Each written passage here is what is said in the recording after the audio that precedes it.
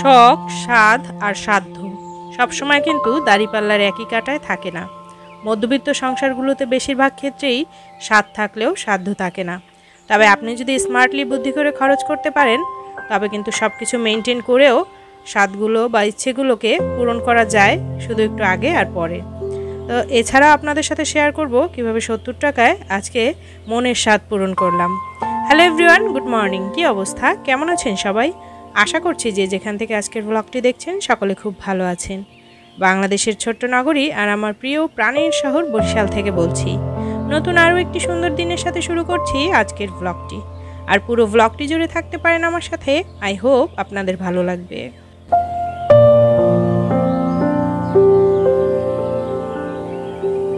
তো এই যে এখানে কিন্তু সকালবেলা ঘুম থেকে উঠে নাস্তা করে তারপর একটু ঘর মোছামুছি শুরু করেছি।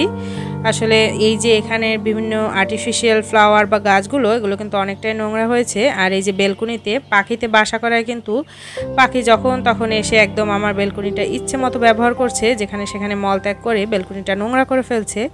তো এর জন্য ভাবলাম সকাল সকাল একটু বেলকনি এটা সেটা সব পরিষ্কার করে তারপরে রান্না করতে যাই। আসলে রোজার মাসে কিন্তু একদমই সময় পাওয়া যায় না, যেহেতু আপনাদের ভাইয়া খুব তাড়াতাড়ি দুপুরে আসলে লাঞ্চে চলে আসে, যার জন্য কিন্তু দেখা যায় রান্নাবান্না করতে করতেই একদম লাঞ্চের টাইম হয়ে যায়, যার জন্য এই মোছামুছির কাজগুলো করাই হয় না।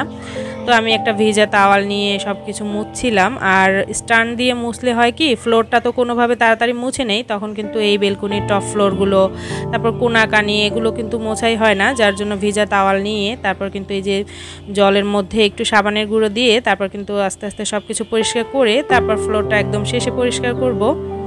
তো ফ্লোর পরিষ্কার করার সময় কিন্তু সাবানের গুঁড়ো দিয়ে মেঝে পরিষ্কার করলে আসলে মেঝের ফ্লোরটা অনেকটা চকচকে থাকে এবং পা দিয়ে পাড়া দিতেও কিন্তু অনেক ভালো লাগে। আর এই যে এই তো গরমের দিন আসলে প্রতিদিন কিন্তু ফ্লোর পরিষ্কার করা লাগেই, না হলে কিন্তু একদম পা দিতে আঠালো আঠালো লাগে। আর শীতের দিনে দেখা যায় বাসায় বেশিরভাগ ক্ষেত্রে কিন্তু আমরা জুতো পরে থাকি, যার জন্য ফ্লোরটা আঠালো থাকলেও কিন্তু অতটা পায়ে লাগে না। আর অনেক দিন যাবত আসলে একজন হেল্পিং হ্যান্ড খুঁজছিলাম, কিন্তু পাচ্ছি না, যার জন্য কিন্তু নিজেকেই এই শীত গরমে কষ্ট করতে হচ্ছে। আগের হেল্পিং হ্যান্ডকে ছাড়িয়ে কিন্তু খুব একদম কষ্ট পোহাতে হচ্ছে, এবং অনেক দিন যাবত কিন্তু আমার হেল্পিং হ্যান্ড না থাকায় অনেকটা কষ্ট পোহাতে হচ্ছে। আসলে এখন যা দেখছি দিনে দিনে বাসায় দেখা যায় একজন শিক্ষিত টিচার খুঁজে পাওয়া যায়, কিন্তু শত কষ্ট করে খুঁজলেও কিন্তু একজন হেল্পিং হ্যান্ড টাকা দিয়ে হলেও পাওয়া যায় না। তো এমনই একটা অবস্থা।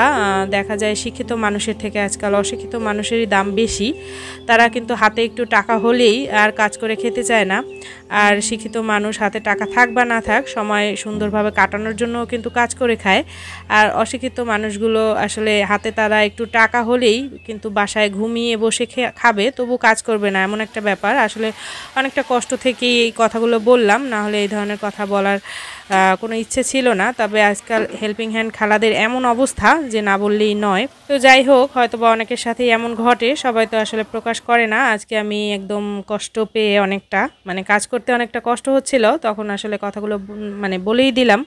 যাই হোক, এই মুহূর্তে যারা আমার ব্লগটি দেখছেন অথচ লাইক দিতে ভুলে গিয়েছেন, প্লিজ একটা লাইক দিয়ে বাকি ভিডিওটুকু কন্টিনিউ করবেন। এছাড়াও যদি আমার চ্যানেলে কেউ নতুন হয়ে থাকেন, আমার চ্যানেলটি কিন্তু সাবস্ক্রাইব করে আমার ছোট্ট চ্যানেলটির পাশে থেকে যেতে পারেন।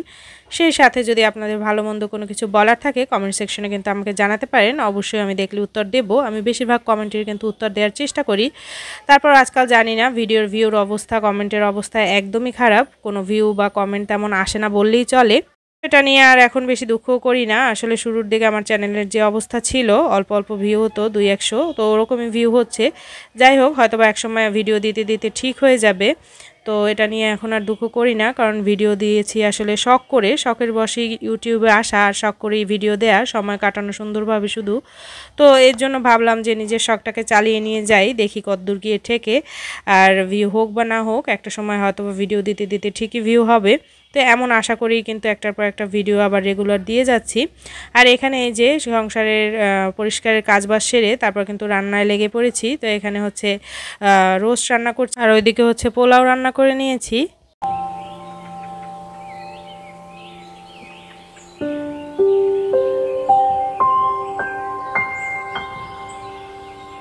তো আজকে কিন্তু একটু বিকেলে বের হওয়ার ইচ্ছে ছিল। তো আসলে বের হতে গিয়ে কি একটা অবস্থা হয়েছে সেটাই আপনাদের সাথে শেয়ার করব। তো এগুলো রান্নাবান্না করে দুপুরে খেয়ে তারপর কিন্তু বের হয়েছিলাম।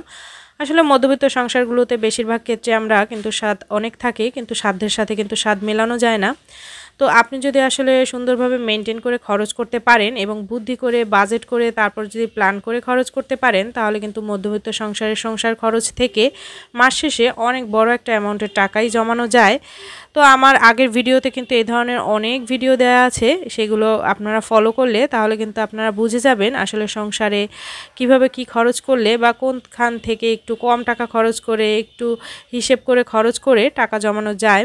তো এভাবে টাকা জমালে কিন্তু আসলে মাস শেষে একটা বড় অ্যামাউন্ট থেকে যায় এবং সেই অ্যামাউন্টটা একটা সময় জমতে জমতে কিন্তু বড় আকার ধারণ করতে পারে। আর টাকা কিন্তু মানুষের একটা সব সময় যে কোনো অবস্থাতেই আপনি থাকেন না কেন, টাকা কিন্তু মানুষের সবচেয়ে বড় শক্তি। তো আপনার কাছে যদি টাকা থাকে তাহলে কিন্তু আপনার ইচ্ছে, স্বাদ, বিপদ আপদ সব কিছুই আপনি আসলে মোকাবেলা করতে পারবেন। আর শূন্য হাতে কিন্তু আসলে কোনো কিছুই মোকাবেলা করা যায় না। তো এই যে বিকেলে কিন্তু ঘুরতে ঘুরতে চলে এসেছি, আর আমাদের বরিশালের এই বেলস পার্কের রাস্তাটা কিন্তু অনেক বেশি সুন্দর। আর যেহেতু এখন ইফতারের টাইম বা ইফতারের আগে আগে, এই জন্য কিন্তু রাস্তা একদম ফাঁকা ছিল। আমরা হচ্ছে এখানে ডোসা খেতে চলে এসেছি, সবাই অপেক্ষা করছিলাম ডোসার জন্য, আর ওদিকে বানাচ্ছিল এই যে ডোসা। তো এখানে হচ্ছে উনি ডোসা বানাচ্ছিলেন, ওটাও একটু ভিডিও করে নিচ্ছিলাম।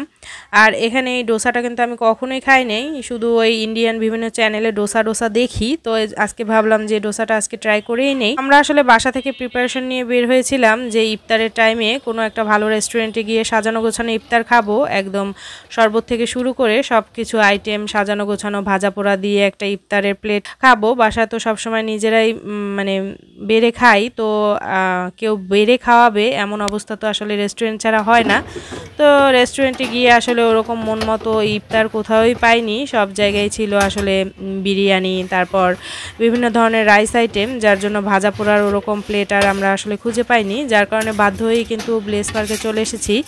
আর রমজান হওয়ার কারণে কিন্তু অন্য কোনো খাবার ব্লেস পার্কে ছিল না, এই ডোসাটাই পেয়েছিলাম। তো ভাবলাম নতুন খাবার একটু ট্রাই করি, তবে এক্সপিরিয়েন্স কিন্তু খুব বাজে ছিল। এই ডোসা খেতে একদমই ভালো ছিল না, মানে টেস্টটা একদমই ভালো লাগেনি, ঘুগনিটা একটু ভালো লেগেছে।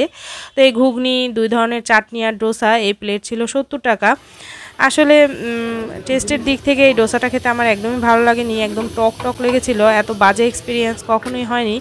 তো ভাবলাম যে আসলে সবসময় স্বাদ থাকলেও সাধ্য হয় না, আবার সাধ্য থাকলেও কিন্তু আসলে চাহিদার সাথে সবসময় মেলানো যায় না। মনে মনে প্রিপারেশন নিয়ে বের হয়েছিলাম যে সাজানো গোছানো একটা ইফতারের প্লেট আর খাবো, কিন্তু ওটা কিন্তু আসলে হয়নি, যেহেতু ওরকম প্লেট আর মন মতো কোথাওই পাইনি। সব জায়গায় রাইসের আইটেম ছিল, যার কারণে এই ডোসা খেয়েই মন ভরাতে হলো।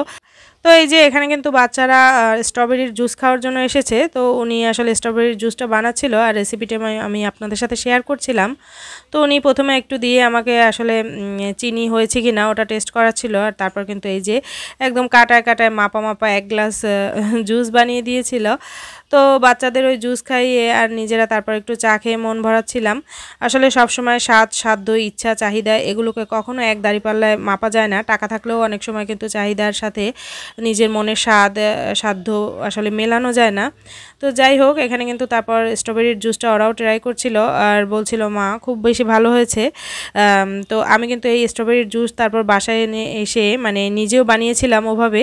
তো খেতে কিন্তু দারুণ ছিল। আসলে স্ট্রবেরির ঘ্রাণটাই কিন্তু একটু অন্যরকম থাকে, একটা চকলেটি ফ্লেভার, ওটার কারণেই কিন্তু আসলে স্ট্রবেরি খাওয়ার জন্য যারা এত বেশি বায়না করে। তো যাই হোক, এখান থেকে আজকের ভিডিওটা শেষ করছি, দেখা হচ্ছে নেক্সট কোনো ব্লগে। সবাই ভালো থাকুন, সুস্থ থাকুন, টাটা।